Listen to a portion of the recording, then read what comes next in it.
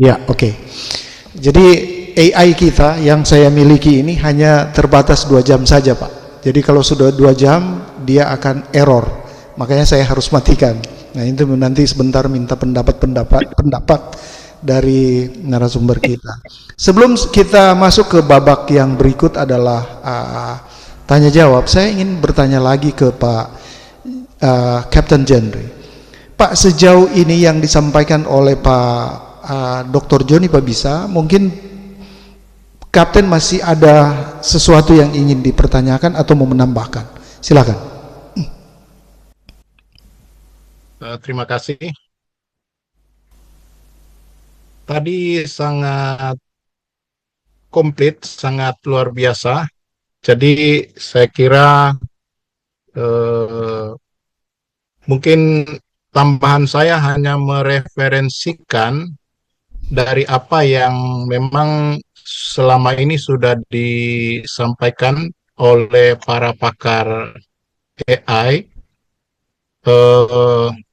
Dari beberapa pakar, saya mengambil dari Jeffrey Hinton. AI adalah mesin pembelajar berbasis jaringan saraf yang bisa berkembang menurut kecerdasan umum. Dan itu berisiko. Itu menurut Jeffrey Hinton. Kemudian menurut Joshua Bengio, AI adalah sistem pembelajaran cerdas yang harus dikendalikan oleh nilai moral manusia. Itu sudah disampaikan oleh kedua narasumber tadi juga. Ini dari Absalom Elistur, fisikawan dan filsuf Israel yang lahir di Iran. AI bisa tampak cerdas, tetapi tidak benar-benar mengerti seperti manusia, karena mereka tidak mempunyai kesadaran tentunya. Kemudian dari John Lennox, matematikawan dan filsuf Kristen, profesor di Oxford University. AI adalah alat yang sangat cerdas, kuat, tetapi tidak pernah menjadi manusia atau makhluk bermoral. Nah, melalui keempat pakar AI ini, kita melihat definisi umum para teknolog. Sistem komputasi yang dapat belajar dari data, membuat prediksi, mengambil keputusan, dan dalam jangka panjang mungkin mencapai kecerdasan umum. Fokus utama daripada teknolog adalah bagaimana AI bekerja, seperti yang sudah dilakukan oleh Pak Dr. John Pabisa tadi. Kemudian yang menjadi fokus mereka juga, seberapa pintar AI akan berkembang dan seberapa cepat ia akan berkembang. Risiko teknis dan kontrol sistem, spektrum sikap daripada para ahli itu kita melihat Elon Musk, Hinton, dan Bengio. Mereka waspada dan khawatir tentang perkembangan AI yang sangat cepat. Kemudian Sam Altman dan Bill Gates, mereka optimis dan pragmatis. Sedangkan Yan LeCun dan Mark Zuckerberg, skeptis terhadap ketakutan. Nah, pertanyaan utama mereka, para teknolog, adalah seberapa jauh mesin bisa menjadi cerdas dan bagaimana kita mengendalikannya. Nah, mari kita melihat pendapat daripada kaum filsuf dan humaniora. Saya mengambil dari Yuval Noah Harari, Avshalom Elistur, dan para pemikir tentang kesadaran yang akan mereka tanam pada AI nantinya. Tetapi saya kira ya mungkin boleh atau tidak. Kekuatan non-manusia yang mampu mempengaruhi realitas sosial dan perilaku manusia tanpa harus memiliki kesadaran, itu sedang diperjuangkan oleh para filsuf dan humaniora. Fokus utama mereka adalah kekuasaan dan kontrol makna kecerdasan, kesadaran, dan subjektivitas terhadap AI. Dampak AI pada kebebasan manusia, karena beberapa negara sekarang meminta agar supaya hukum itu disesuaikan dengan perkembangan AI. Karena ada orang-orang yang mau sekarang ini menikah dengan robot. Di beberapa tempat di dunia ini robot sudah sangat banyak ditanam AI, sehingga dengan mata sepintas kita tidak dapat membedakan lagi mana robot yang ditanam AI atau mana manusia. Karena ada robot-robot yang sangat cantik. Bahkan di Amerika, kulit robot itu sudah dimodify dengan kulit seperti kulit manusia, mengandung lupa saya dia punya zat itu, sehingga sulit kita membedakan antara kulit manusia dan kulit robot. Itu sudah di beberapa pasar dunia sudah dijual itu. Nah, AI tidak perlu sadar untuk memanipulasi manusia, mengontrol narasi, bahkan membentuk keputusan sosial. Itu sudah terjadi di baru-baru ini di Venezuela dan juga di Iran. Bagaimana rakyat tiba-tiba berbalik, ya.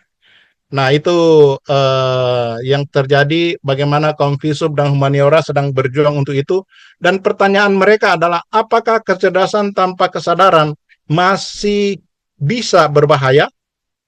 Nah, yang terakhir saya mengambil dari kaum teolog dan filsuf religius, John Lennox, Noreen Harvest, kemudian Ilya Delio, Michael Bardet, Anne Forrest, dan para pemikir teolog lainnya.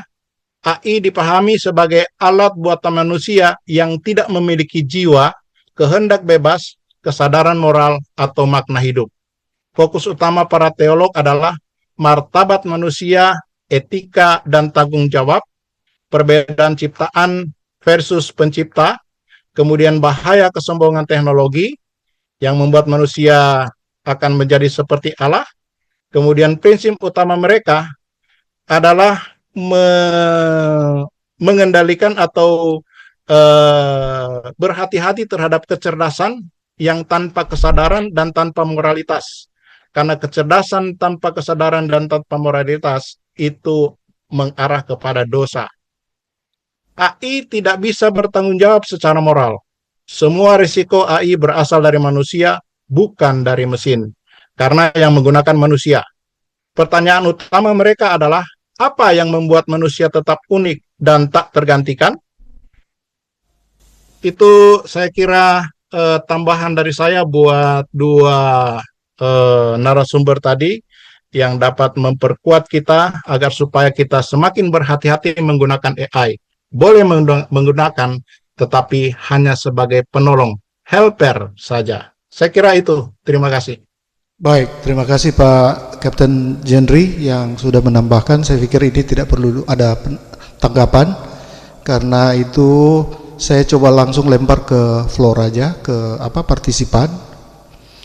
Silakan bapak-bapak, ibu-ibu yang ingin bertanya untuk babak pertama ini 3 orang, raise hand dan langsung hidupkan kamera, on camera position. Pak Dr. Joni, mungkin saya ingin tambahkan, kalau bisa materi yang tadi bisa di-share Pak di room chat. Oke, silakan Bapak Ibu yang ingin bertanya untuk narasumber, Ibu Shirley yang kedua. Oke, sebelum yang kedua saya ke Ibu Shirley Panjaitan. Silakan Bu, unmute dulu posisi mic. Terima kasih, menarik sekali ya. Waktu itu kita sudah ngobrol juga dengan Pak Joni ya, tentang chat GPT ini. Saya sebenarnya tidak terlalu kaget, karena memang saya sudah pakai sejak tahun 2020, waktu dia masih belum sesempurna sekarang. Jadi kalau dulu masih bukan chat, AI GPT-3. Jadi dia masih kayaknya belum seperti sekarang. Tahun 2020, karena saya disodorin ke Aris, saya banyak bertanya ke dia, karena dia banyak baca buku, dan dia malas diganggu terus. Dia begini, ini aja mah cari di sini. Saya cari, bener, dapat. Tapi masih nggak bisa chatting ya. Nah gitu. Kemudian tahun 2022 kalau nggak salah ya, ada pemberitahuan ganti ke Chat GPT. saya sebetulnya sudah enggak terlalu tertarik gitu. Tapi ketika tahun 2025 saya dengar udah banyak yang ramai pakai, saya juga jadi coba pakai. Dari 2024. Karena ya saya mengajar juga kan tiap minggu. Jadi agak kosong ini, otak juga udah mulai lemot karena umur. Jadi saya gunakan. Nah, betul yang Pak Joni bilang, waduh, hebat sekali dia. Saya sampai puji dia, wow, kamu hebat. Dan dia juga puji saya karena ada hal-hal yang saya kasih masukan, dia enggak punya. Gitu. Jadi benar, ini ChatGPT ini bahkan bisa menggantikan dokter-dokter dan profesor. Kalau orang mau memakainya. Jadi hati-hati untuk para prof-prof dan dokter-dokter, ya, dosen-dosen, ya, sudah kasih itu ke mahasiswa, mahasiswa tinggal benar. Saya juga sering kalau ada orang khotbah mengajar, saya udah taruh ini ChatGPT. Tapi belakangan saya tidak gunakan karena apa? Memang benar, dia punya pengetahuan yang banyak. Itu pun dia sebenarnya ambil dari Google ya. Jadi Google pencari data, dan dia Google cari olah dan dia yang melanjutkanlah dengan chatting yang kita bisa komunikasi. Yang ingin saya tekankan di sini, kemungkinan Pak John, bukan saya bilang tidak perlu itu ChatGPT, ya, itu bagus sekali untuk pengetahuan. Jadi itu harus di-stress pada pengetahuan. Yang saya bilang bahkan bisa menggantikan para dosen nantinya dari semua ilmu. Artinya begini, ketika saya menggunakan itu, ya kadang-kadang karena terdorong oleh waktu, saya kurang persiapan dan sebagainya, ya materi PA saya jadi garing, benar jadi garing. Saya sendiri merasa kayak kering. Nah ini yang ingin saya stress kepada hamba-hamba Tuhan ya, kalau pengajar di universitas di mana oke lah memberi pengetahuan yang banyak. Tapi kalau pengajar kayak PA ya, kita mau mentransfer ya bukan hanya ilmu, tapi juga apa yang benar-benar kita miliki, kita rasakan. Karena AI itu tidak punya perasaan. Ya dia sendiri bilang, AI tidak punya hati nurani. Saya tanya ke dia, kamu itu pintar, hebat, bisa segalanya. Tapi apa yang tidak bisa dibuat oleh AI? Nah, dia bilang, pertama AI tidak punya hati nurani. Jadi dia tidak merasa. Dia tidak pernah merasa bersalah, tidak merasa berdosa, dia tidak perlu bertobat. Begitu. Jadi kembali ke kita. Jadi saya bilang kalau untuk pengetahuan, ya untuk sekolah teologi ya, kita akan melahirkan mahasiswa-mahasiswa calon hamba Tuhan yang cerdas. Tapi ingat, kita ya bukan hanya kalau soal cerdas, orang juga bisa jadi cerdas semua orang dengan AI ini. Tapi AI ini adalah media. Yang kita tahu bersama bahwa sejak pertama manusia jatuh itu karena media. Ular itu ciptaan Tuhan. Tapi dia dipakai sebagai media oleh pihak yang berlawanan dengan Tuhan.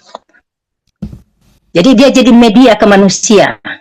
Jadi media apapun yang sudah bertentangan, misalnya bertentangan dengan Tuhan walaupun dia cerdas sekalipun ya.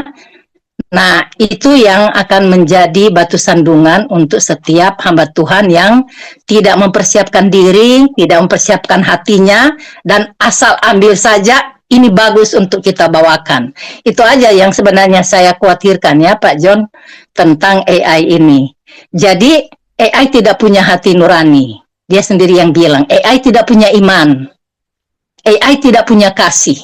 Karena dia tidak punya hati. Itu kata AI sendiri. Nah, itu yang perlu diperingatkan juga kepada mahasiswa teologi ya, untuk tidak terlalu tergantung kepada AI ini, karena kita akan jadi seperti robot juga kayak dia, ngajar apa yang ingin orang lain dengar, bukan mengajar tentang apa yang ingin kita mau orang lain lakukan. Nah, itu beda. Nah itu aja itunya ya, apa namanya bagi saya tentang AI ini yang kita harus berhati-hati dari segi itu. Sebagai hamba Tuhan tentunya, kalau mungkin pengetahuan sekuler ya silakan saja kan. Baku lawang pandai orang Manado bilang kan, baku lawang pandai. Tapi akhirnya nanti baku lawang bikin bodoh kan, orang Manado tuh baku lawang bikin bodoh. Jadi itu saja untuk para hamba Tuhan yang mengajar, jangan terlalu tergantung pada AI ya. Pakai hati, pakai iman. AI tidak punya. Dan ingat, media pertama yang menjatuhkan manusia, yang pertama menjatuhkan manusia adalah media. Iblis itu adalah media. Jadi kalau media kita percayai 100%, nah itu akan menjadi kejatuhan. Saya percaya itu karena itu sudah ada dari awal ya, dari kejatuhan manusia itu media. Sekarang media banyak menjatuhkan orang kan, banyak juga kebohongan dan sebagainya. Dan satu lagi, saya kagum tapi agak ini juga ke AI ini. Hari Rabu waktu kami PA, yang di sini ada Ibu Steri saya rasa di sini ya. Waktu kami PA tiba-tiba ada yang ngomong bahasa Inggris. Saya pikir, saya bilang tolong dong matikan, saya lagi bicara kan, matikan dulu apa namanya mic-nya. Tapi saya lihat di layar saya yang nyala. Berarti di saya, apakah saya salah ini? Baru saya lihat, if you have jika kamu punya pertanyaan, tanya langsung ke dia. Tapi nadanya agak emosi. Jadi saya nggak biasanya saya dengar begini nih ya, karena saya udah sebut berapa kali rupanya langsung itu kontak. Jadi dia sudah ada di seputaran kita ya, dan dia katakan kalau ada pertanyaan silakan tanya. Saya bingung, dia terus tetap ya nih teman-teman lain kan ada yang hadir tuh, dia terus tetap. Akhirnya saya seperti refleks, saya bilang I do not talk to you. Ya, I do not talk to you. Nggak lama berhenti. Berarti ya dia itu saya heran. Coba kira-kira yang jago multimedia ya, tolong. Saya waktu itu agak kayak gimana ya, orang Manado bilang agak itu juga agak gimana ya? Ya kayak agak ada, bukan takut apa, tapi ya kaget begitu. Coba. Ya boleh tanya pada peserta PA yang Rabu itu ya, Woman Bible Study. Jadi saya tinggal stopin dia dengan I do not talk to you. Baru dia stop. Lumayan agak lama, dan berapa dia nyerocos aja. Gitu. Karena saya juga sudah pernah di chat GPT itu. Saya tanya ke dia, coba apa namanya? Ada nggak nama binatang lain yang disebut 2 kali tapi tunggal seperti kupu-kupu? Kan di Facebook banyak orang kasih itu. Dia bilang tidak ada lagi. Baru saya tahu bahwa pada situ memang saya mau buktikan bahwa dia hanya, jadi apa yang sudah ada di media, jadi jejak digital yang diambil semua. Jadi kalau belum ada, tidak ada sama dia. Makanya saya selalu kasih masuk ke dia, thank you, Tuhan Yesus memberkati. Tuhan Yesus memberkati pelayanan Anda. Oke, Ibu Shirley, sama-sama. Tuhan Yesus juga memberkati pelayanan Anda. Kalau bisa ada saya bantu. Pokoknya jago juga dia. Tapi waktu saya tanya, ada binatang lain yang seperti kupu-kupu disebut 2 kali tapi tunggal, dia bilang tidak ada. Terus saya kasih, bagaimana dengan anai-anai? Baru dia jawab, baik. Oh betul, kamu hebat. Iya, dia Bang. Iya, terima kasih. Jadi saya pikir narasumber. Ya, jadi kesimpulannya kita harus, justru kita yang harus banyak menulis. Saya banyak bertanya ke dia untuk memberi justru sesuatu masukan. Jadi kita yang harus banyak menulis, memberi masukan ke dia supaya dia balikin. Ya seperti yang ortotomeo itu itu yang saya kasih ke dia terus itu. Masukan. Jadi dari jejak digital itu yang dia olah. Jadi untuk kita semua, mari ramai-ramai kasih masukan ke dia, ya, yang ortotomeo sampai semua itu bisa lebih menyebar. Nah, itu aja. Terima Oke, kasih. baik, terima kasih. Jadi ini tidak dalam bentuk pertanyaan, tapi rupanya ini usulan ya, statement sekaligus Oh usulan. ya, ada yang pertanyaan Tapi tadi begini, bagaimana kira-kira ada yang tahu enggak dia bisa kejar kita di media begini, sementara diskusi begini dan dia masuk. Ada enggak yang bisa tahu? oke. Saya pikir ini mungkin bisa dijawab oleh Pak Dr. Joni dan Pak Jenry dan Prof. Jimmy. Saya mau minta tanggapan terlebih dahulu dari Pak Dr. Joni. Silakan. Ya, terima kasih. Yang Ibu gunakan itu AI public atau AI mid-X, Bu?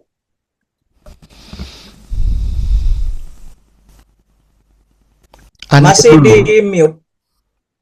Suara Ibu Sherly tidak. Tolong mic-nya, Bu. Oke. Mid X Kisah Rasul atau Mid Journey?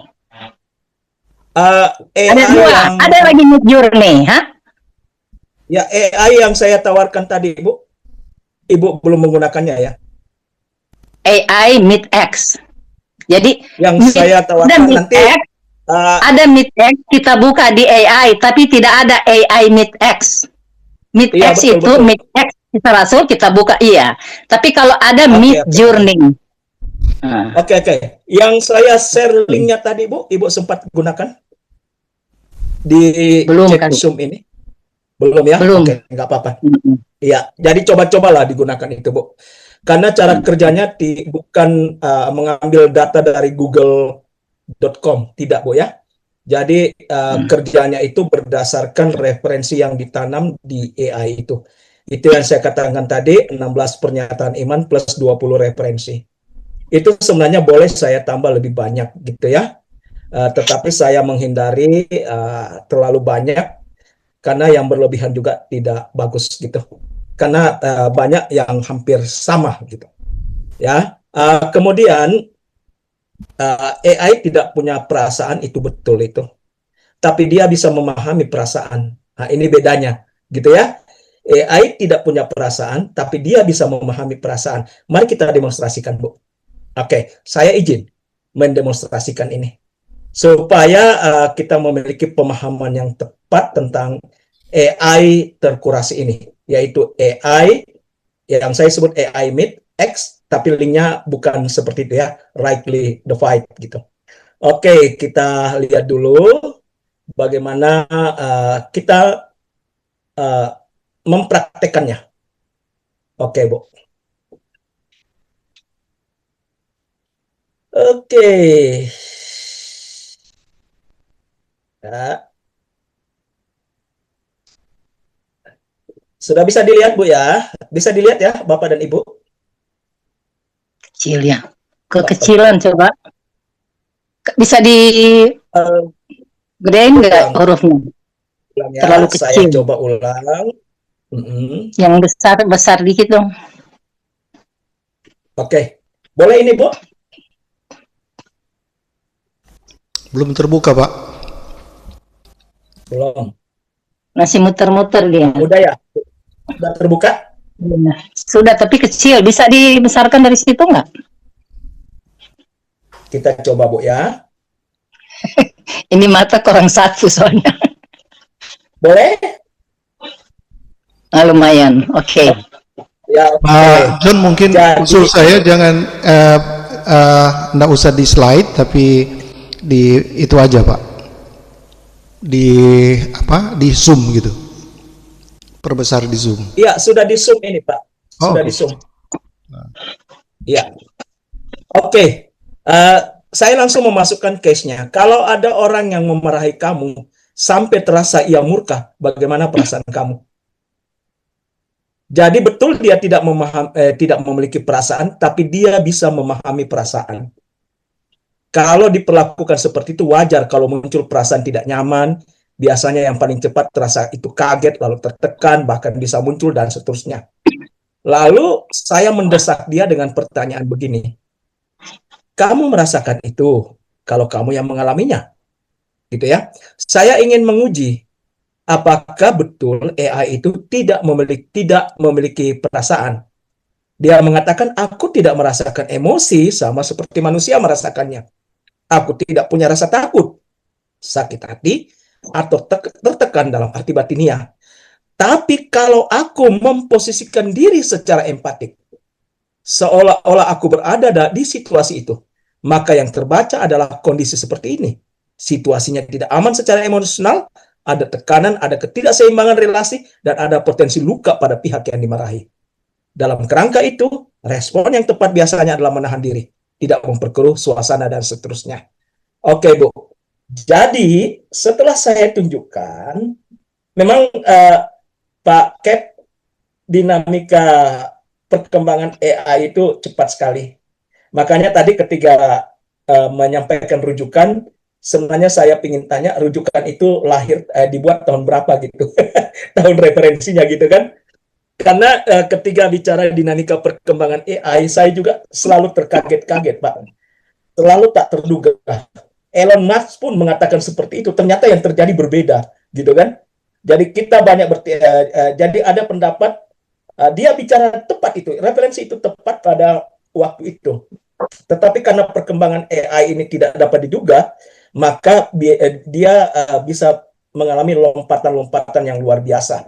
Oke, tadi Bu saya menggunakan AI Rightly Defined. Linknya saya sudah share di chat.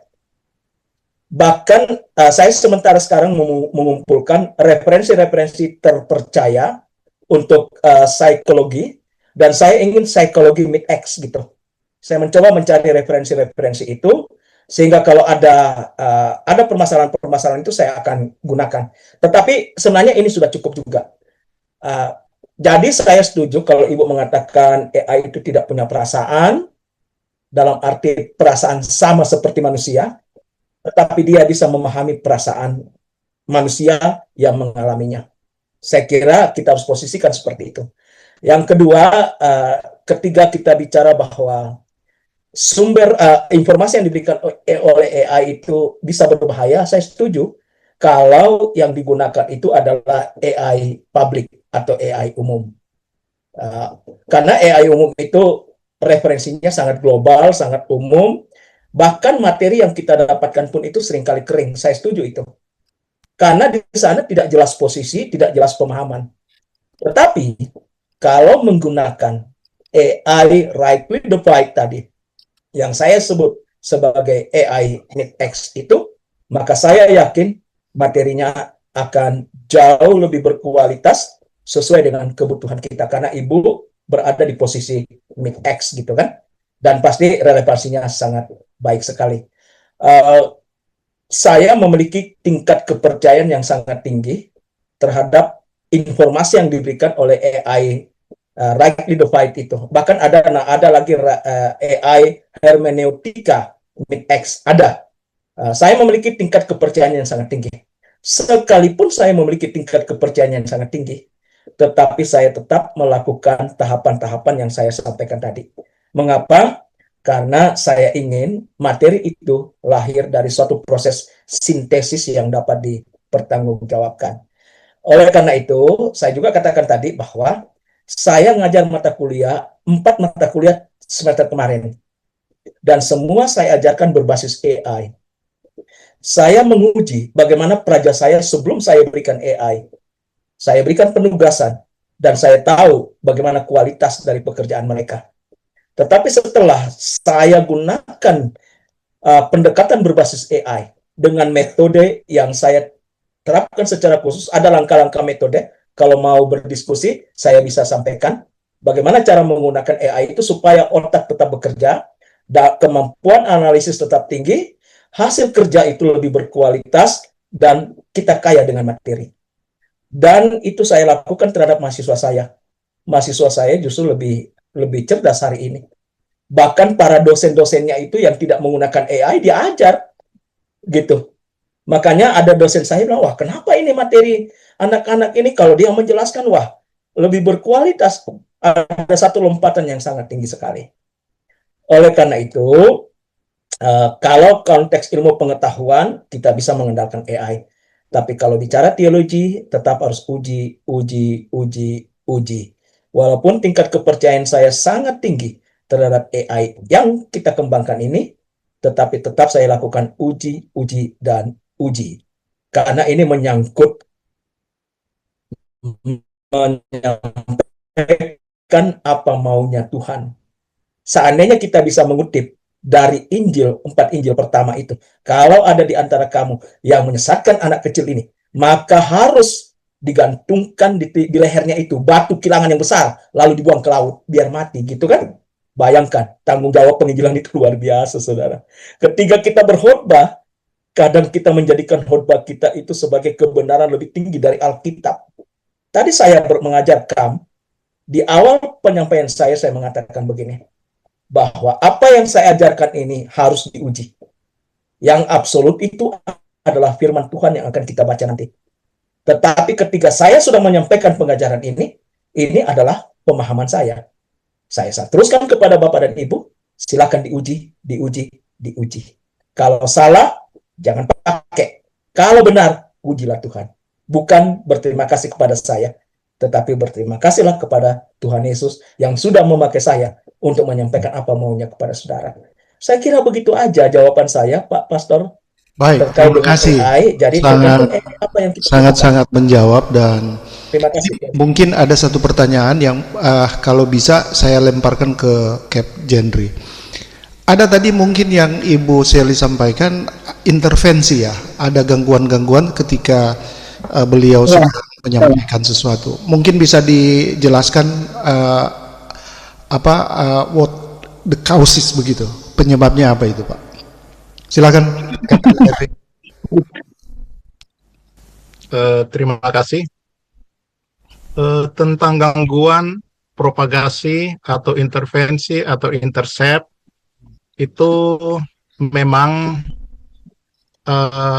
boleh terjadi kalau kita mengizinkan itu atau ada kebocoran.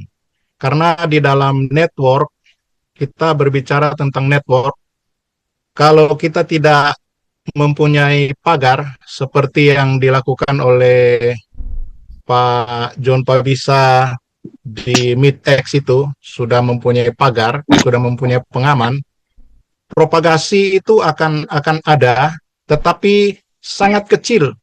Dari sekian juta, mungkin satu kali akan terjadi. Itu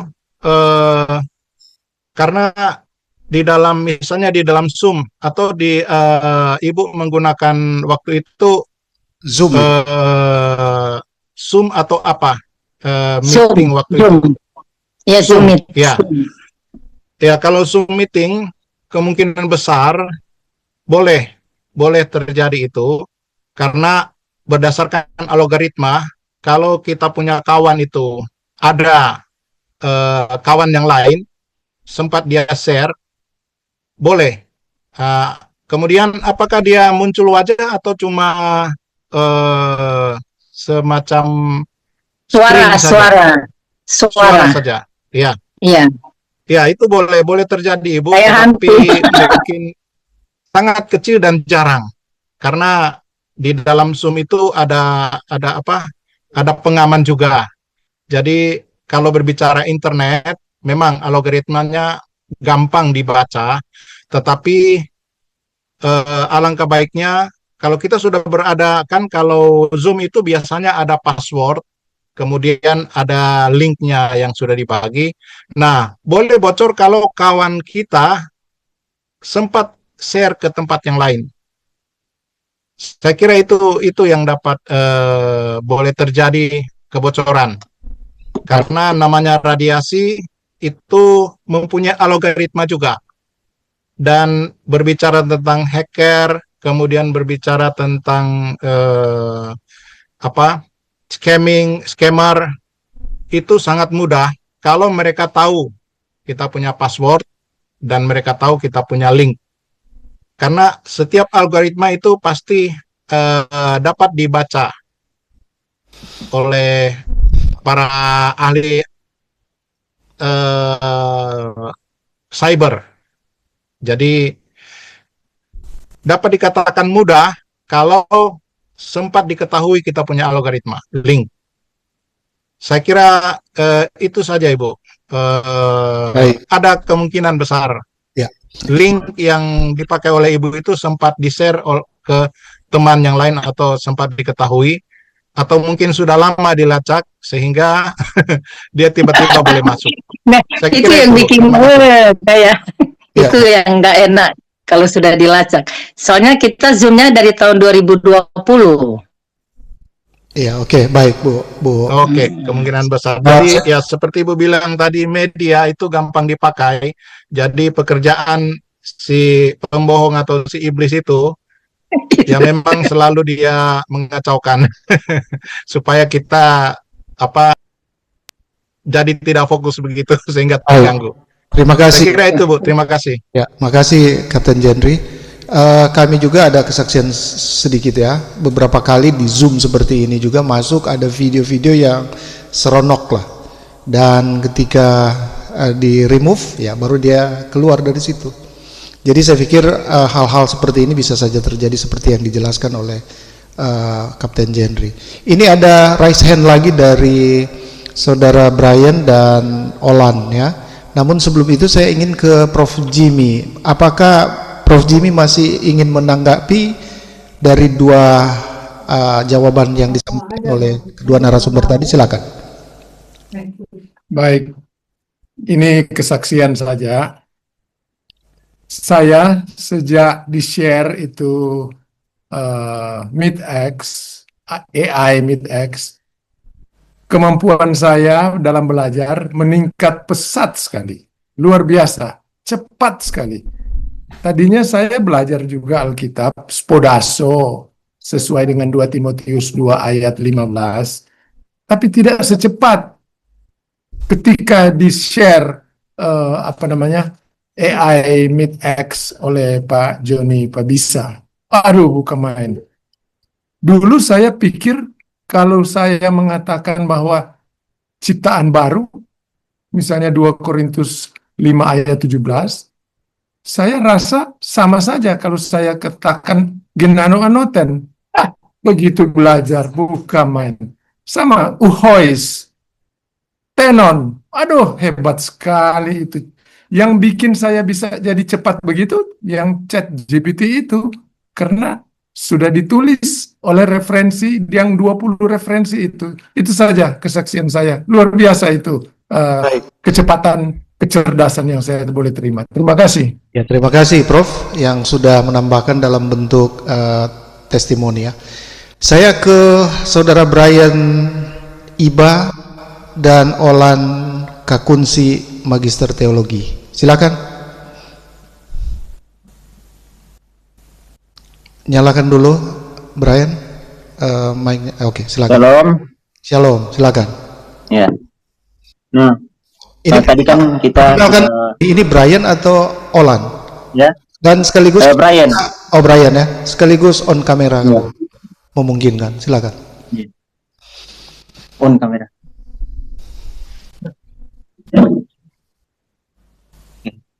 Mohon maaf, ini kamera agak gelap. Ya. Ya. Nah, tadi kan mendengar soal presentasi tentang AI, apa hubungannya AI dengan teologi. Nah, saya tadi dengan Olan juga dengan teman saya sudah berdiskusi tentang ini. Nah, mungkin ada pertanyaan dan sedikit tambahan juga. Di mana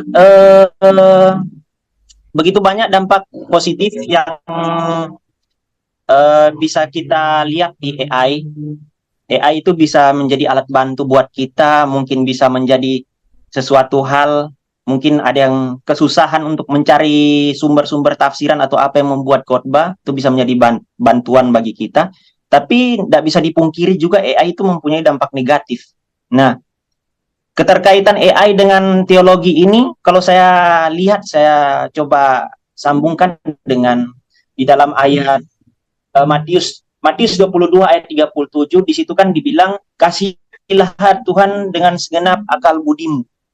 Nah, kasihilah Tuhan dengan segenap akal budimu. Bukankah di ayat ini kita dituntut untuk mengasihi Tuhan untuk menggunakan akal budi kita itu secara menyeluruh untuk mengasihi Dia. Sedangkan menggunakan AI itu justru menurut saya pribadi, ya, menurut saya pribadi justru kalau kita menggunakan AI itu akan menurunkan kinerja kita, cara berpikir kita.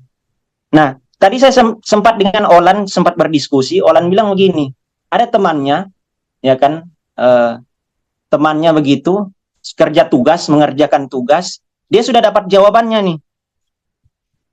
Sudah dapat idenya, dia sudah dapat idenya, tapi karena dia ragu, nah dia tanya AI lagi. Nah, dan itu banyak kasus-kasus seperti itu yang menurut saya manusia cara berpikir atau kreativitas manusia itu menurun karena jadi adanya kayak malas begitu, malas berpikir karena sudah ada AI. Dan itu memang terjadi di mahasiswa-mahasiswa, karena kami mahasiswa-mahasiswa juga. Ada beberapa orang yang memang seperti itu, sedikit-sedikit AI, sedikit-sedikit tanya AI. Jadi kesannya jadi ketergantungan. Iya, jadi ketergantungan. Kayak jadi orang itu jadi ketergantungan dengan AI. Justru bagi saya pribadi, justru itu tidak memenuhi di ayat tadi, di dalam Matius tadi, yang dibilang kasihilah Tuhanmu dengan segenap akal budimu. Yang dimana kita dituntut untuk menggunakan akal budi, cara berpikir kita secara menyeluruh untuk mengenal Tuhan. Nah, bukan berarti saya bilang AI itu menjadi masalah. Tidak, AI itu adalah sebuah alat yang bisa dibilang netral, seperti pisau, seperti tadi dibilang. Bisa digunakan pada hal-hal negatif, bisa digunakan juga dalam hal-hal positif. Nah, tapi yang bagi saya ini justru anak-anak, bahkan mahasiswa-mahasiswa itu jadi ketergantungan.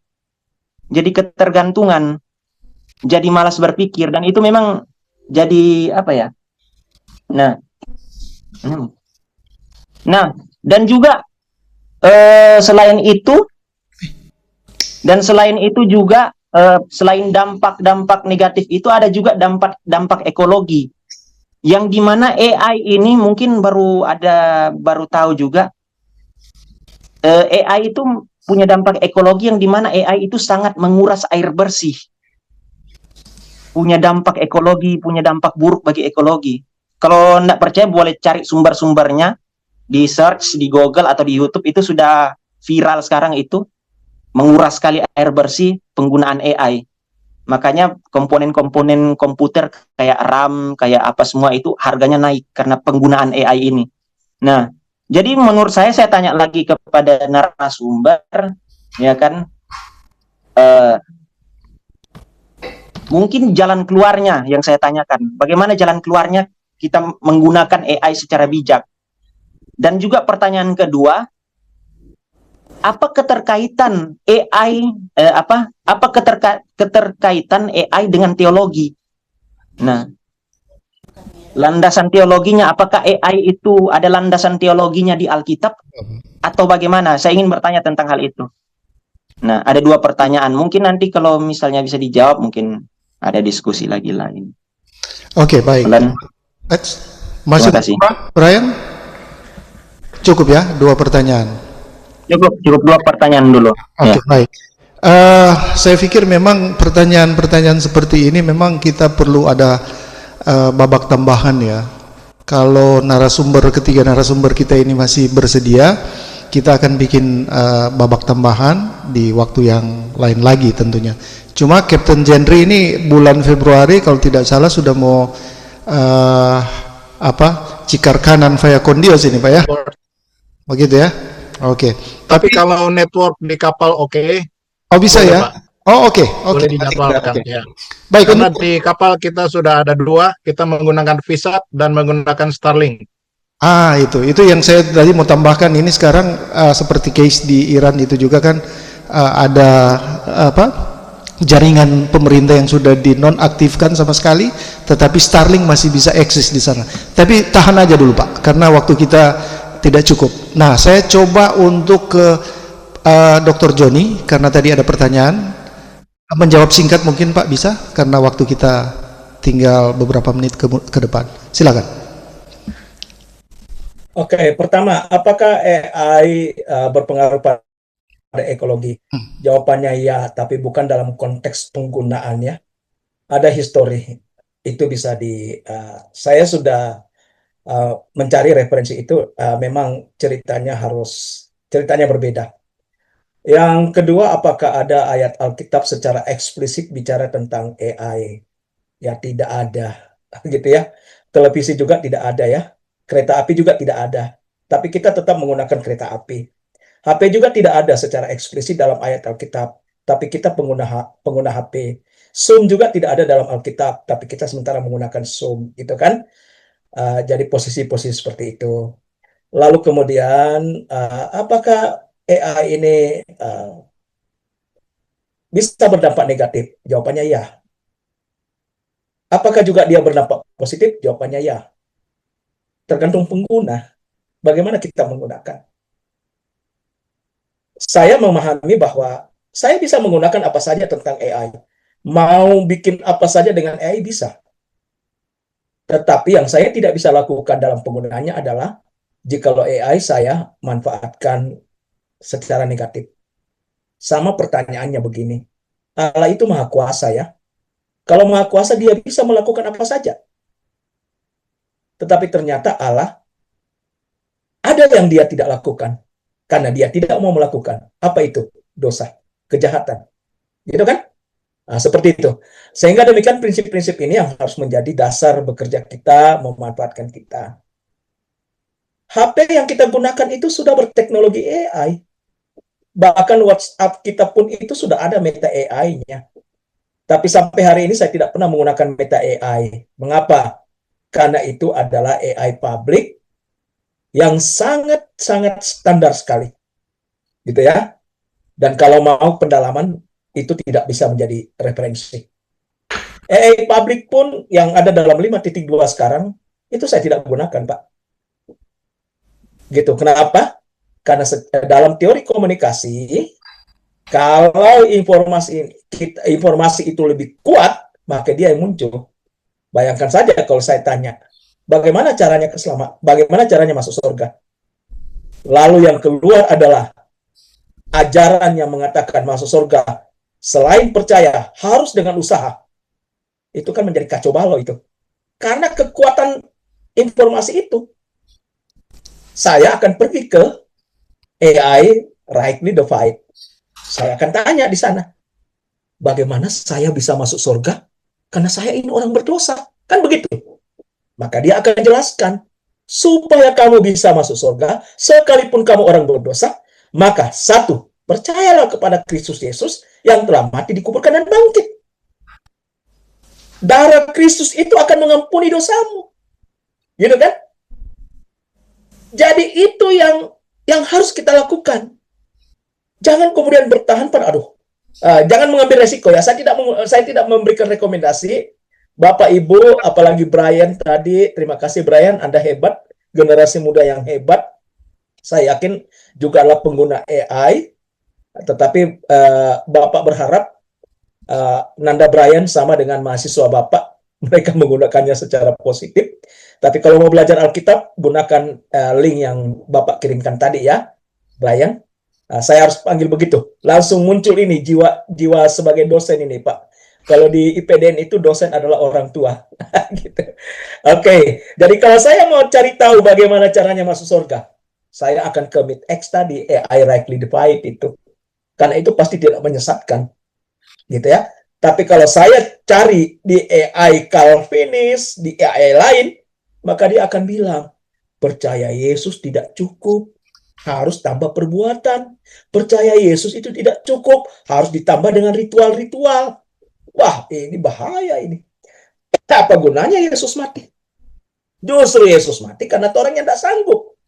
Karena orang ini pasti ke neraka. Karena itu, AI MeetX tadi, rightly divide, mengatakan, syarat ke surga itu sebenarnya gampang. Yaitu percayalah pada Kristus yang sudah mati, dikuburkan dan bangkit. Kalau Brian dan kawannya mau masuk surga, ke sana. Jauh lebih bagus kan menggunakan seperti itu daripada kita tanya Madonna itu lahir tahun berapa. Nggak ada gunanya. Gitu kan? Atau bintang film artis ini gitu ya. Niki Astrea, Astrea atau apakah gitu. Niki Astrea itu sekarang di surga atau neraka, nggak perlu tanya. Cukup tanya, cukup bilang, syarat ke surga apa? Percaya Kristus. Ya sudah, cek aja. Dia sudah percaya Kristus yang sudah mati, dikuburkan, bangkit. Nah, kalau dia tidak percaya, tempatnya bersama dengan yang juga tidak percaya. Di mana? Lautan api neraka. Gitu. Lebih bagus kita bertanya begitu daripada ditanya, saya mau film ini. Nah, tapi saya juga kalau mau pergi berkunjung misalnya saya ingin ke Jakarta dan cari hotel, saya itu biasa masuk di AI, saya tidak masuk di Maps lagi, tidak masuk di Google.com. Saya tanya hotel yang terdekat dengan tujuan saya di mana. Dia memberikan informasi terkait dengan hotel-hotel itu. Saya langsung tanya, mana hotel yang bersih, gitu kan? Mana hotel yang aman, gitu. Karena banyak hotel yang tidak aman juga kan, tidak bersih. Apalagi di Jakarta. Ibu Shirley paling tahu itu. Lalu dia informasikan, kalau di hotel ini begini. Ya sudah, saya bisa ngambil keputusan. Kalau begitu saya akan nginap di hotel yang ini. Gitu. Bayangkan kalau saya tidak berdiskusi lebih dulu. Nah, itu hal-hal positif. Oke, Pak Pastor Walda. Ya. Pak Jens Sapulete barangkali ini bagus kalau didengar. Baik. Pengguna AI itu, Pak. Iya. Oke, Pak. Terima kasih. Terima kasih, Dr. Joni. Memang Saudara Brian dan Saudara Olan ini jebolan IAKN, Pak. Mereka juga gelarnya Magister Teologi, ngambil teologi. Di bawah bimbingan Pak Dr. Maruli Marpaung, pendeta. Dan kedua saudara ini sementara bersekutu di Antioquia Malalaya. Baik. Oh, puji Tuhan. Oke, terima kasih. Ya. Baik, saya langsung ke Penatua Yanes Sapulete. Silakan. Baik, terima kasih buat Pak Pastor Walda. Terima kasih untuk ketiga narasumber, Pak Kep Jenry, dan juga Pak Penatua Joni, dan juga Pak Prof. Pak Jimmy. Terima kasih. Judul daripada pembicaraan kita malam ini adalah dunia AI dalam dunia teologi. Berarti kita sudah mengenal tentang AI yang disampaikan oleh Cap Henry secara umum, ya, dan juga kita sudah memahami pagar yang sudah diberikan oleh Prof. Jimmy maupun Dr. Joni, yaitu bagaimana kita belajar teologi. Di dalam dunia teologi, berarti tidak semua AI bisa dipakai, tetapi ada AI khusus untuk kita, yaitu yang sudah dijabarkan tadi oleh Prof. Jimmy maupun Dr. Joni. Saya salah satunya pengguna. Dan jujur saya mau mengatakan bahwa saya merasa manfaat sangat luar biasa. Kenapa? Satu, tidak semua kita pelayan itu, hamba Tuhan itu, mempunyai buku-buku referensi. Kita banyak hamba Tuhan juga memiliki keterbatasan dalam hal pengetahuan, dalam hal bahasa, dalam hal referensi, ya. Dan di dalam AI MITEC itu seperti yang sudah dijabarkan tadi, selain 16 pernyataan iman, sudah ada 20 buku referensi. Artinya kita yang belajar tentang teologi, khususnya teologi dispensasi MITEC, tidak perlu diragukan lagi sebenarnya. Gitu. Saya pernah buat pernyataan di dalam grup saya, yaitu kenapa kalau ada yang gampang dipersulit, gitu. Dan itu saya dikecam, saya selalu dikejar dan dijelek-jelekin gitu, artinya dicemooh dengan pernyataan itu. Karena bagi saya prinsipnya begini, dulu waktu disuruh bikin hukum, nggak sanggup kan? Susah kan? Lalu Tuhan permudah dengan memberikan anugerah atau kasih karunia. Berarti dipergampang. Kenapa cari susah dengan melakukan hukum Taurat? Sama dengan ini kan? Kalau pernyataan Brian tadi, dasarnya apa? Dasar bahwa penggunaan AI ini. Saya punya dasar. Allah menghendaki supaya semua orang diselamatkan dan memperoleh pengetahuan akan kebenaran. Memperoleh pengetahuan akan kebenaran itu, selain daripada kita baca Alkitab sebagai dasar dan juga sebagai sumber segalanya, kita punya buku-buku referensi, tetapi tidak semua memiliki buku-buku referensi. Nah, kita bersyukur ada hamba Tuhan, ada anak Tuhan yang dipakai oleh Tuhan untuk memasukkan itu buku-buku referensi dan juga 16 pernyataan iman yang luar biasa itu ke dalam AI yang sudah di framing ya, atau yang sudah dibingkai sedemikian rupa, dipagar, istilah Pak Jimmy Gendry tadi, sudah dipagar sehingga pertanyaan apapun yang berhubungan dengan teologi, mau teologi apa saja, langsung dia beresin. Dia kembalikan ke dispensasi MITEK, program MITEK. Nah, itu luar biasanya. Nah, tentang pertanyaan Brian tadi atau pernyataan Brian tadi tentang kasihilah Tuhan Allahmu dengan segenap hati, dengan segenap pikiran, akal budi. Coba silakan Brian masuk di dalam MITEK, lalu bertanya itu. Pasti dia akan kupas habis itu tentang bahwa itu tidak berlaku itu. Anda tidak mampu mengasihi Tuhan Allah. Tuhan Allah yang mengasihi Anda, bukan Anda yang mengasihi Tuhan Allah. Nah, gitu.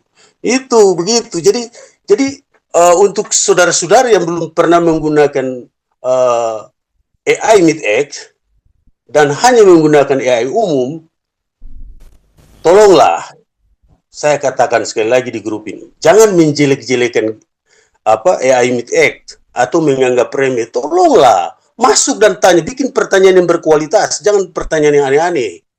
Nah, gitu. Karena pertanyaan kita itu di AI MITEK itu sesuai dengan kemampuan kita juga, kemampuan kita berpikir atau kita punya dasar teologi sehingga kita mampu berpikir dan membuat pertanyaan-pertanyaan sehingga AI MITEK itu akan menjawab juga. Nah, gitu. Kalau kita mau bertanya pengetahuan umum ya ke Meta aja di WA Meta jawab semua pengetahuan umum atau ChatGPT yang umum, tanya apa saja dia jawab secara umum. Tapi kalau mau belajar teologi, masuklah ke dalam rightly dividing atau hermeneutik 2. Di situ Anda akan belajar dan Anda akan mendapatkan berkat yang luar biasa. Saya sudah alami itu. Saya memperoleh berkat itu apa? Pak Pastor Walda, saya di pinggir jalan pun saya bisa belajar itu. Saya sambil melayani, saya maksim.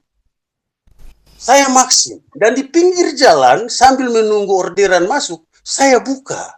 Saya belajar. Saya mau bertanya apa, saya tanya.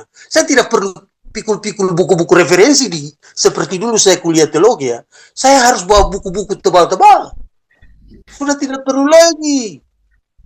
Tuhan Allah mempermudah kita. Supaya kita, siapapun, orang awam pun, bisa belajar supaya kita mengenal Tuhan yang sebenarnya, siapa dia Tuhan kita yang sudah mati, dikuburkan dan dibangkitkan dan memberikan hidup yang kekal bagi kita.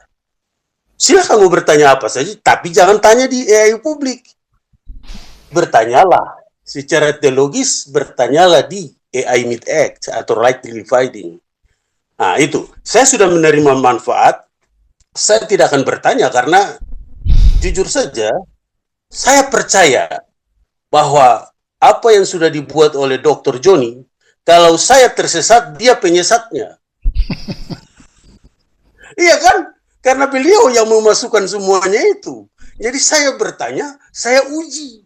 Saya uji lagi. Saya pernah protes juga kok itu MITEK. Tadi Anda bilang begini, sekarang Anda bilang begini, bagaimana ini? Dia langsung dia luruskan begini. Jadi kita uji juga.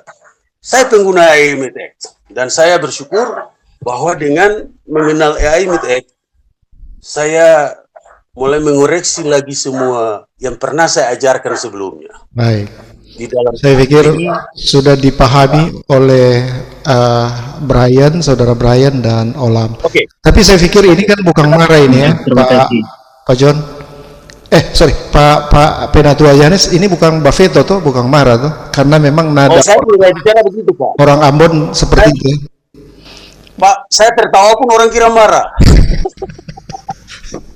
Baik, oke, saya pikir ini satu statement yang tajam ya, dan tidak perlu begitu kita.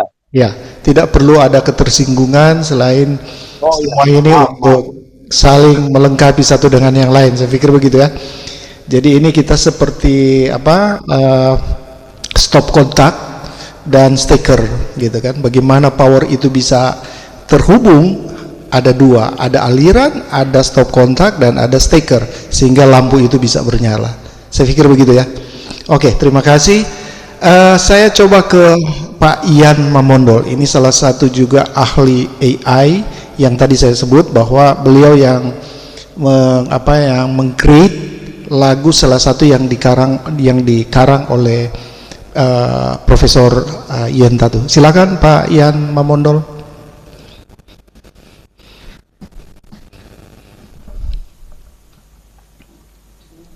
Baik, selamat malam semua. Selamat malam. Saya bukan juga pakar-pakar amat tentang AI. Saya belajar saja dan senang belajar lagi itu tentang teknologi. Cuman untuk kali ini saya hanya fokus di sesuai topik, yaitu hubungan AI dengan teologi. Dan untuk AI MeetX yang baru hari ini saya kenal, saya tahu, dan saya sudah coba satu pertanyaan saja. Saya tanya begini, kamu AI MeetX? Terus dijawab, ya, saya AI MeetX. Lebih tepatnya AI pengajar Alkitab yang berdiri konsisten pada teologi dispensasi MeetX, dan seterusnya ke bawah. Dari situ saya rasa dengan jawaban yang disajikan itu sudah sangat komprehensif sekali dan sangat baik, sangat-sangat baik, dan saya bersyukur karena sejak pertama kali mengenal AI, saya terpikir ketika belajar teologi itu sangat luas,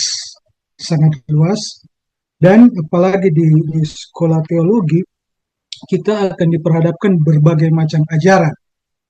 Nah, dengan adanya aplikasi ini saya melihat mempersiapkan atau memagari generasi-generasi kita yang nantinya akan masuk ke dalam dunia teologi supaya dibekali dengan doktrin yang benar, yang sejati, dan yang benar-benar kita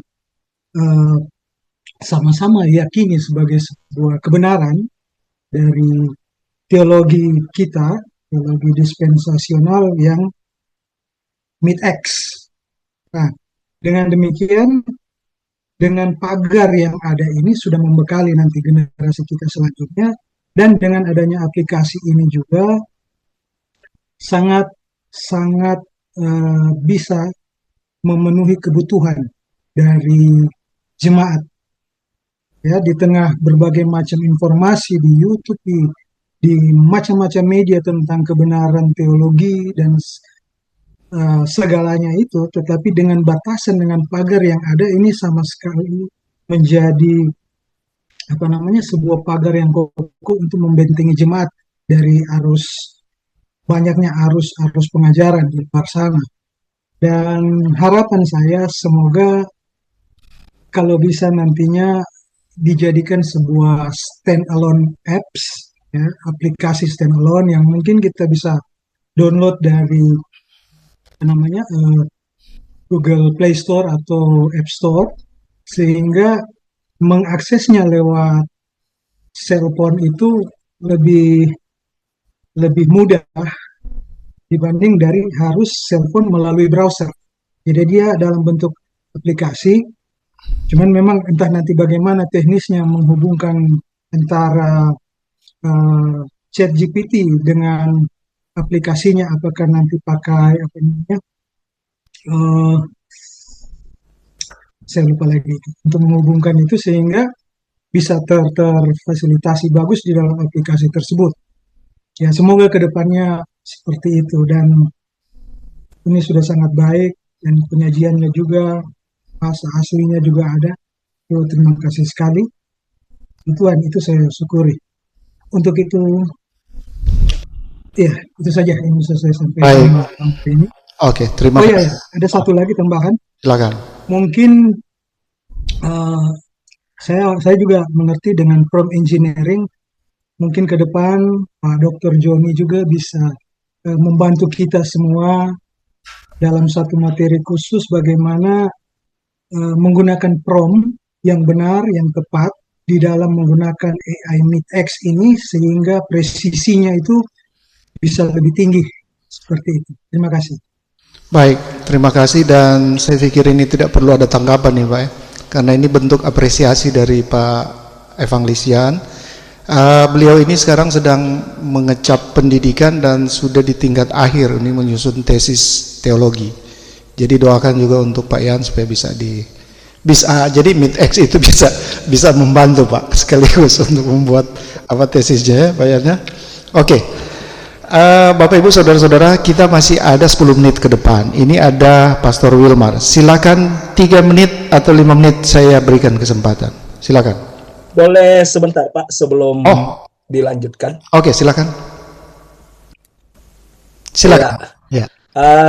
Terima kasih untuk apresiasi yang diberikan, dan saya mengajak Pak Yan dan kita semua berterima kasih kepada Tuhan Yesus. Terpujilah Dia, gitu ya. Terkait dengan AI rightly divide atau hermeneutika itu yang kemudian saya sering sebut sebagai AI Meet-X itu, sebenarnya Pak, dalam instruksi yang saya tanamkan di AI itu, saya sudah mengantisipasi prompt sederhana Pak. Jadi sederhana pun promptnya itu dia bisa memberikan jawaban yang bagus gitu. Bayangkan kalau sederhana aja promptnya dia bisa memberikan jawaban yang memuaskan, apalagi kalau promptnya itu kita kembangkan Pak ya. Kalau di tingkat kesulitan yang lebih tinggi, kebutuhan pribadi saya Pak, karena Bapak sempat membuka itu, saya seringkali menggunakan prompt yang masuk kategori advance Pak ya, dan memang menuntut AI Meet-X itu untuk memposisikan dirinya, walaupun dalam 2 lapis itu saya sudah customize ya, tapi saya tetap desak dia untuk masuk pada posisi yang betul-betul dia sebagai seorang pakar teolog gitu, dan memang seringkali hasilnya wow, luar biasa gitu, gitu ya.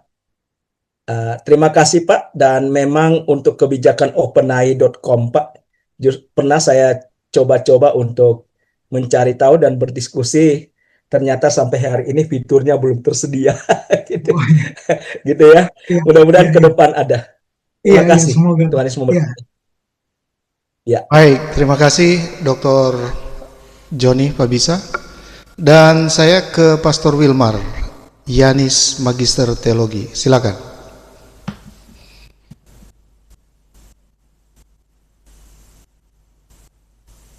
Unmute dulu Pak. Ya, terima kasih Pastor Walda. Sebenarnya saya tidak ada komentar sebenarnya, tapi karena diberikan kesempatan, saya coba manfaatkan saja 10 menit terakhir ini. Untuk narasumber, saya biasanya memang menguji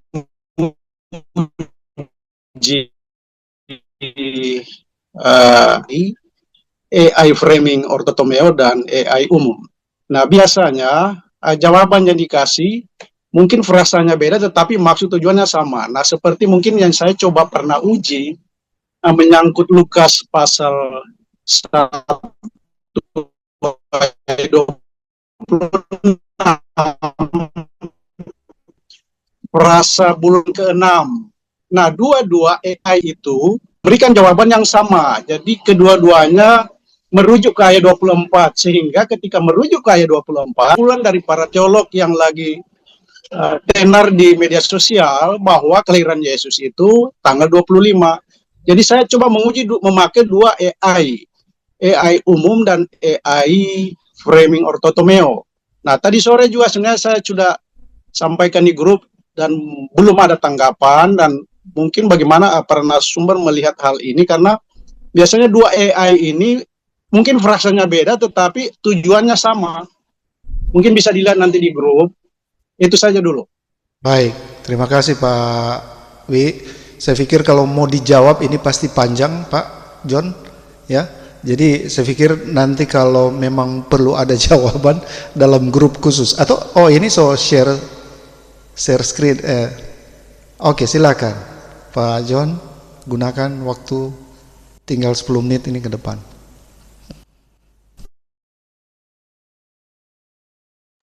Kita langsung praktikan. Oke. Gitu. Apakah boleh Pastor Wilmar menuliskan yang dimaksud tadi? Boleh dituliskan di chat, Pak. Mungkin copy paste dari grup supaya kita langsung uji coba di sini. Boleh, Pak? Pak Wilmar langsung sebut aja apa yang mau ditanyakan, promnya atau? Nggak, kita copy paste aja, Pak. Saya ingin justru menunjukkan kelebihannya. Kelebihan dari AI ini. Mungkin bisa di copy paste dari grup, Pak, atau Bapak mau menuliskan seperti gaya Bapak, silakan. Supaya kita mau demokan sekalian Cap dan Prof untuk kelebihan AI Mid-X ini. Oke, mungkin untuk Lukas 1:26 makna secara boleh ditulis, ya. supaya saya tidak perlu mengerti. Boleh ditulis, Pak. Pak Wilmar ketik di room chat, Pak. Ya, Di room chat, nanti sesudah itu Pak John nanti tinggal copy paste di situ. Kayaknya agak kelamaan ya, Pak. Ya. Awal agak kelamaan kayaknya kalau lagi. Oke. Kalau saya omong saja dan bisa langsung mungkin ada tanggapan saja. Oke. Karena menyangkut Lukas pasal 1 ayat 26 itu hanya frasa bulan ke-6 saja. Secara teologis dan gramatikal saja. Nah, jawaban 2 ayat itu sama. Lukas, mungkin frasanya beda. Lukas pasal 1 ayat 26 frasa apa, Pak? Frasa bulan ke-6. Frasa bulan ke-6. Ya. Oke.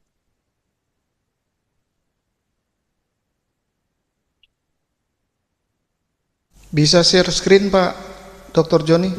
Ya, sebentar. Oke. Saya tulis dulu dan kita coba cek, Pak, ya. Kan asik kalau begini. Oke.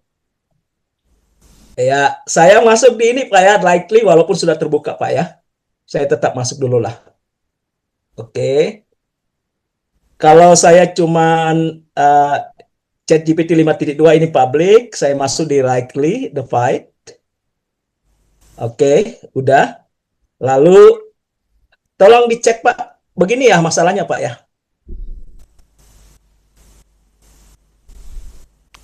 Pak Wi, silakan. Yang ini, Pak, ya. Oke.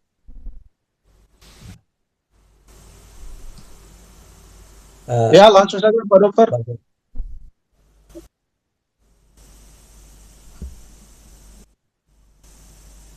Oke, kita ini pertanyaan netral, Pak. Kita tidak mengarahkan, Pak, ya. Kita mau lihat apa jawabannya. Oke.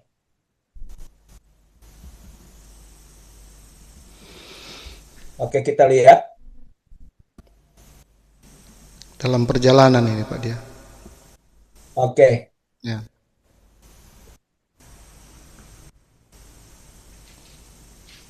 Oke.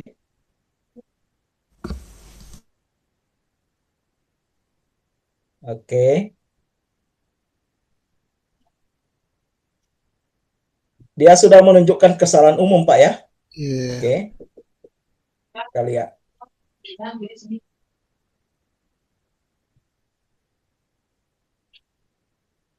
Oke.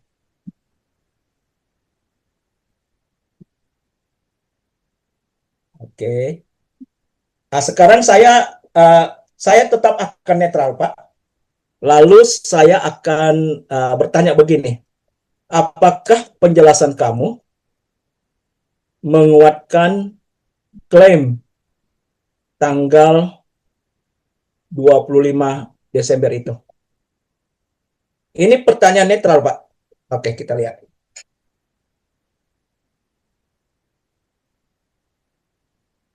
Berbeda, Pak.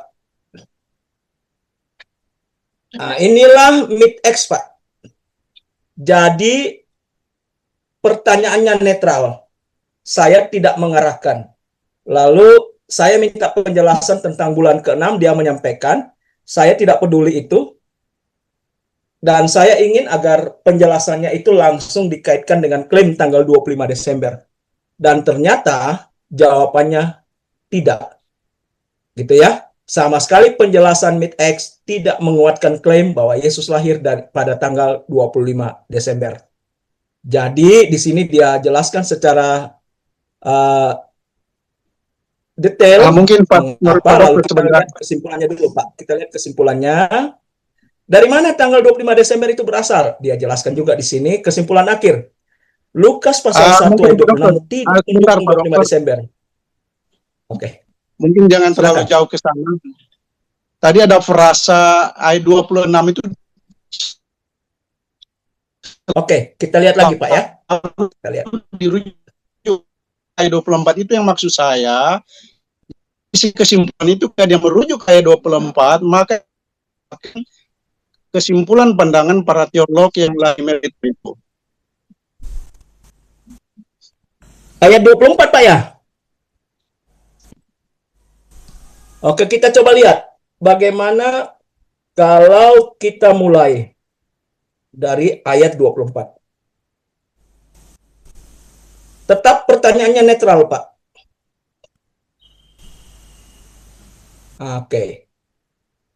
Jadi dia menjelaskan itu adalah langkah yang benar secara eksegesis. Dia jelaskan bahasa Yunaninya seperti apa. Pelayanan Sakaria di Bait Suci dan seterusnya. Nah, kita langsung lihat saja kesimpulannya, Pak ya.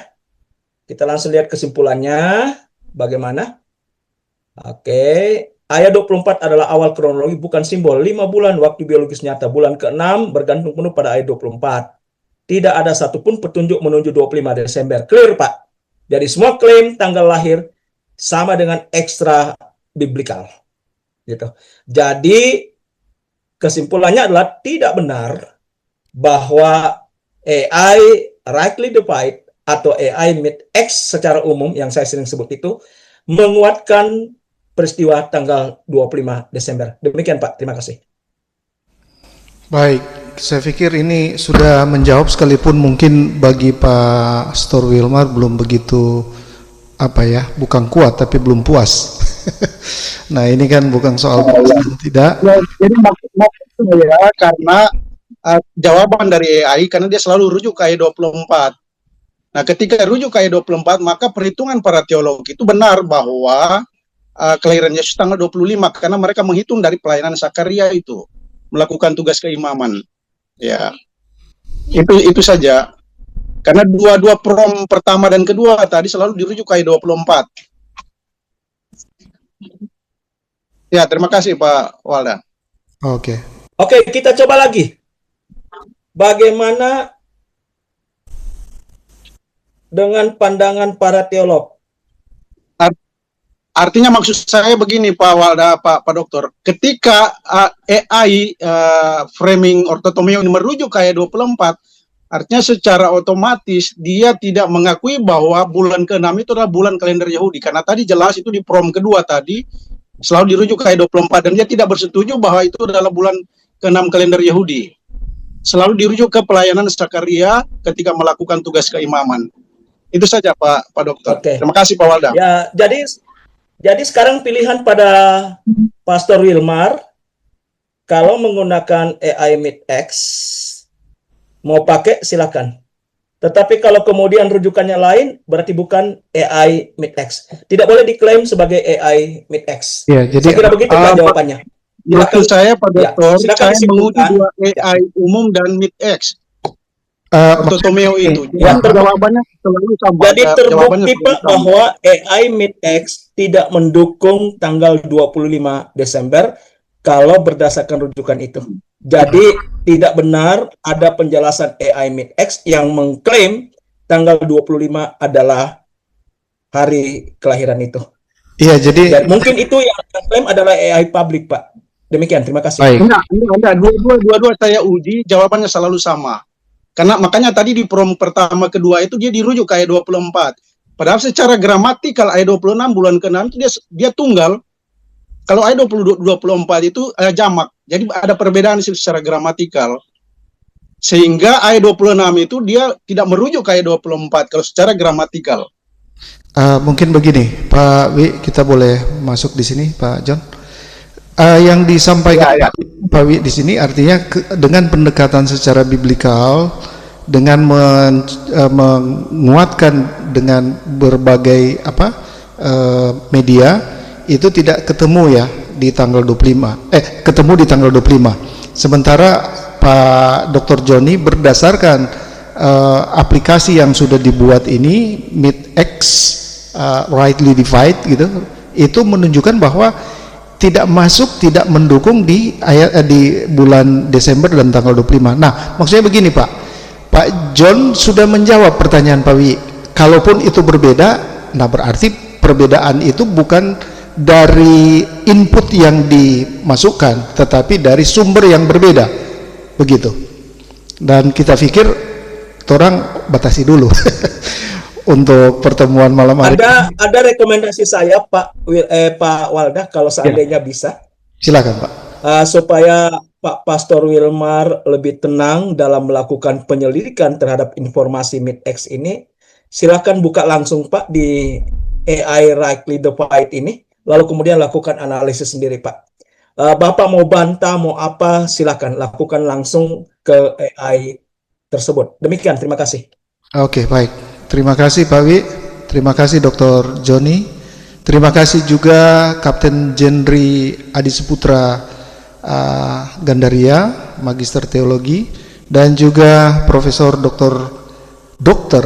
Jimmy Posangi, PhD, yang sudah menyampaikan presentasi yang luar biasa malam hari ini, dan saya percaya bahwa semua kita ini akan sungguh-sungguh bisa belajar dan memperoleh berkat lewat diskusi malam hari ini. Dan Bapak Ibu Saudara-saudara, saya ingin menyampaikan bahwa apa yang kita bicarakan malam hari ini akan saya rilis di YouTube Grace Ministry. Nanti linknya saya lempar ke beberapa media supaya itu bisa dijadikan pembelajaran. Terima kasih juga Bung Yoram yang sudah memfasilitasi, mensupport dan kemudian mendistribusi link ke berbagai WhatsApp group ya, dan kami tahu bahwa semua kita di sini saling melengkapi, bukan saling mendiskriminasi satu dengan yang lain atau membidat-bidatkan, tidak ya. Tapi artinya kalaupun ada perbedaan, biarlah perbedaan itu kita jadikan sebagai suatu kekayaan untuk ke depan kita bisa bersukacita saat kita bertemu dengan Tuhan Yesus di awan-awan.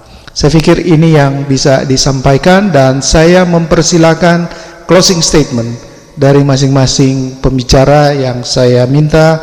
Terlebih dahulu Profesor Dr. Jimmy Posangi, PhD. Silakan Prof. Oke, jadi closing statement saya yaitu benar, Tuhan menghendaki ada dua hal supaya semua orang masuk surga dan memperoleh pengetahuan akan kebenaran. Bagaimana kita memperoleh pengetahuan akan kebenaran? Saya merasakan sendiri bagaimana kegunaan dari AI MeetX itu. Cukup sekian saja. Sangat sederhana, simple, tapi berjuta makna. Silakan Kapten Jenri Adi Saputra Gandaria menyampaikan closing statement. Sebelum saya closing statement, itu ada chat dari Pak PKE itu, minta nomornya Pak Joni. Mau tanya tentang AI MeetX tadi. Silakan Pak. Jadi nanti itu Pak PKE. Iya. Ya.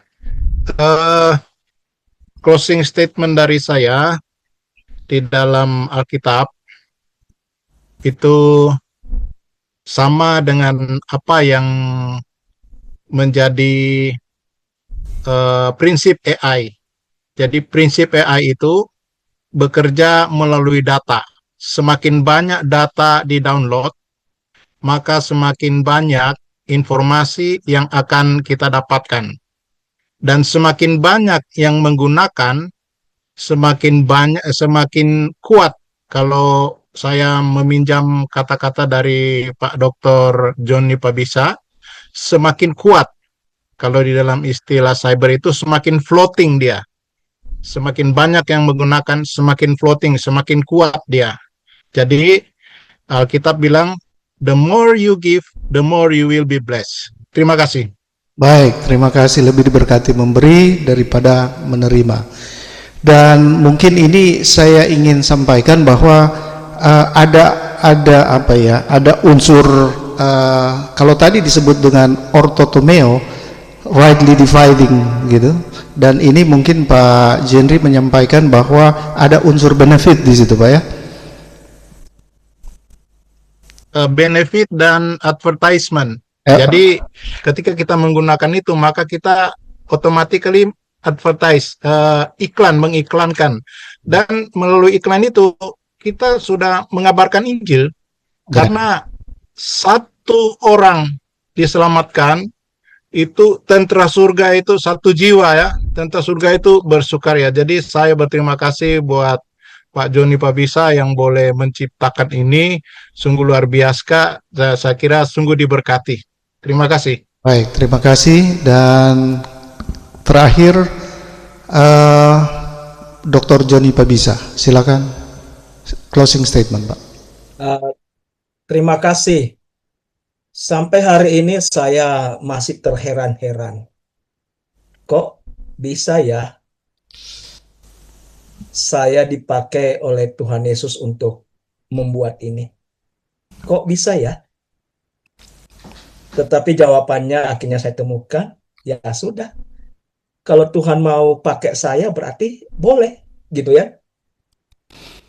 Dan karena terheran-heran, saya tidak pernah memikirkan seperti ini hasilnya.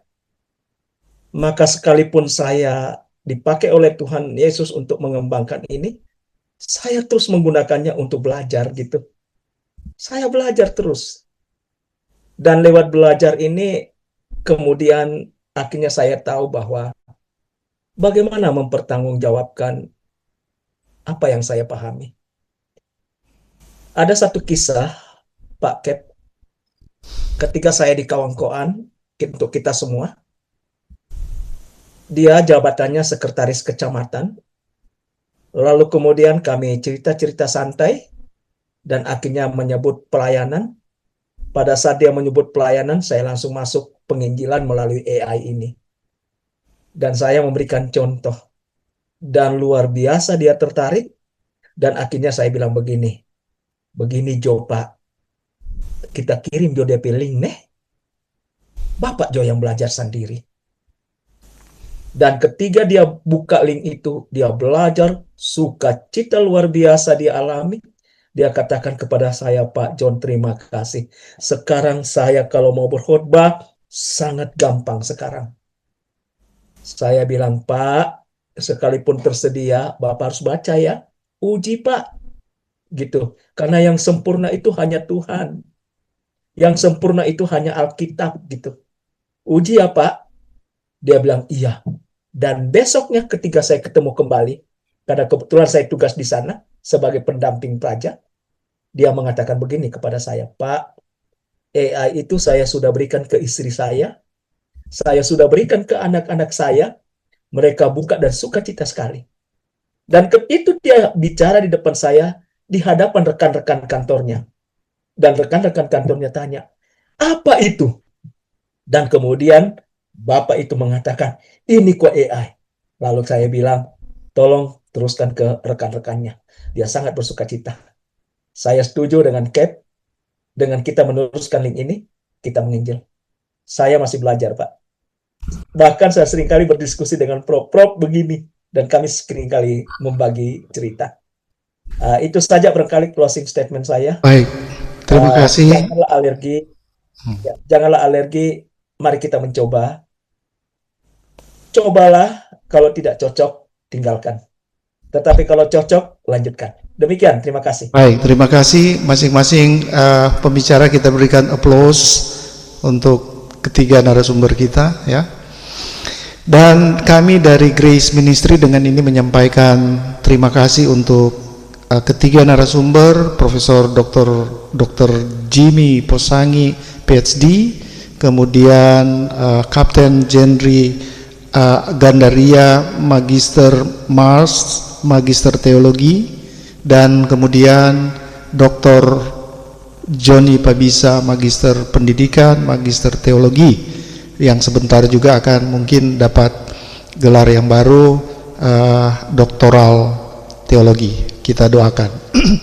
Kami juga menyampaikan dari Grace Ministry, menyampaikan terima kasih untuk semua partisipan yang sudah memberikan kontribusi lewat diskusi, tanya jawab, dan kami juga dari Grace Ministry menyampaikan terima kasih untuk Ibu Steri Tangkilisan yang di Amerika, yang sampai saat ini komitmen kita ya bertiga dengan Prof. Jimmy Posangi masih menggunakan link dari Amerika ini. Jadi link yang kita gunakan ini link Amerika, bukan link Indonesia. Dan kami mengucapkan terima kasih. Dan untuk doa penutup saya minta dengan kesediaan Penatua Malton Andalangi. Silakan Pak Malton. Jadi doakan untuk ketiga narasumber kita, berdoa untuk program Grace Ministry, berdoa untuk semua partisipan yang sudah hadir, yang telah memberikan kontribusi, sekaligus berdoa untuk istirahat kita malam hari ini. Silakan Pak Penatua Malton. Mari kita berdoa. Terima kasih Tuhan atas diskusi yang sangat berarti bagi kami manusia, yang sebenarnya tidak berarti menjadi berarti karena kasih Tuhan. Diskusi sudah selesai. Biarlah kasih Tuhan selalu memelihara, menyemangati kami di dalam kehidupan kami. Kami serahkan para narasumber pada malam hari ini untuk dipakai Tuhan lebih hebat lagi. Terima kasih untuk Grace Ministry yang sudah menjadi saluran berkat Tuhan. Kami akan tutup acara ini. Biarlah damai dan sukacita dari Allah Bapa, kasih sayang Yesus Kristus, dan persekutuan Roh Kudus menjadi bagian kita sekalian. Amin, amin, amin, amin.